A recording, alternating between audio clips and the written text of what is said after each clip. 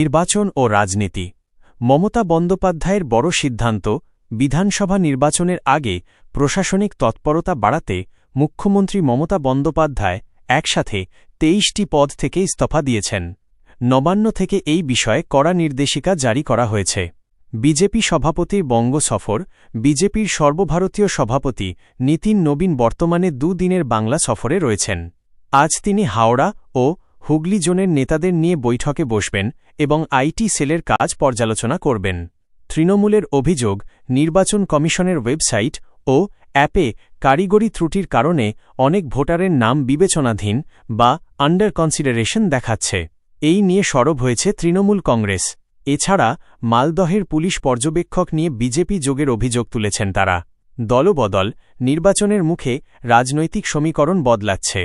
রাজবংশী নেতা বংশীবদন বর্মন বিজেপিকে সমর্থনের কথা জানিয়েছেন এবং মেখলিগঞ্জের প্রাক্তন তৃণমূল বিধায়ক অর্ঘ্য রায় প্রধান বিজেপিতে যোগ দিয়েছেন।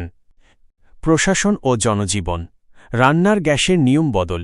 রান্নার গ্যাস বুকিংয়ের নিয়মে ফের বদল আনা হয়েছে। ডবল সিলিন্ডারের ক্ষেত্রে গ্রাহকদের অপেক্ষা বাড়তে পারে বলে জানানো হয়েছে, যা নিয়ে সাধারণ মানুষ ও উজ্জ্বলা যোজনার গ্রাহকদের মধ্যে উদ্বেগ বাড়ছে। শিক্ষাক্ষেত্র।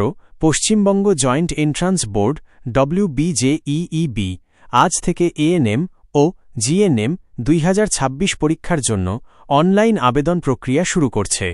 আবেদন চলবে 19 এপ্রিল পর্যন্ত। IPL update. আইপিএল শুরু হতে আর মাত্র 4 দিন বাকি।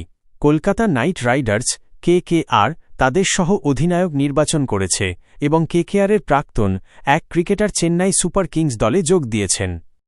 আবহাওয়া ও অন্যান্য। আবহাওয়ার পূর্বাভাস, চৈত্র মাস পড়লেও ভোরের দিকে শীতের আমেজ বজায় রয়েছে। তবে হাওয়া অফিস জানিয়েছে খুব শীঘ্রই ভ্যাপসা গরম ফিরতে পারে। আজ কলকাতার আকাশ মূলত পরিষ্কার থাকবে। দুর্ঘটনা ও অপরাধ। মুর্শিদাবাদে তল্লাশি চালিয়ে বালতি ভর্তি বোমা ও পিস্তল উদ্ধার করেছে পুলিশ। অন্যদিকে রায়দিঘিতে এক বিজেপি কর্মীর রক্তাক্ত দেহ উদ্ধারকে কেন্দ্র করে রাজনৈতিক উত্তেজনা ছড়িয়েছে।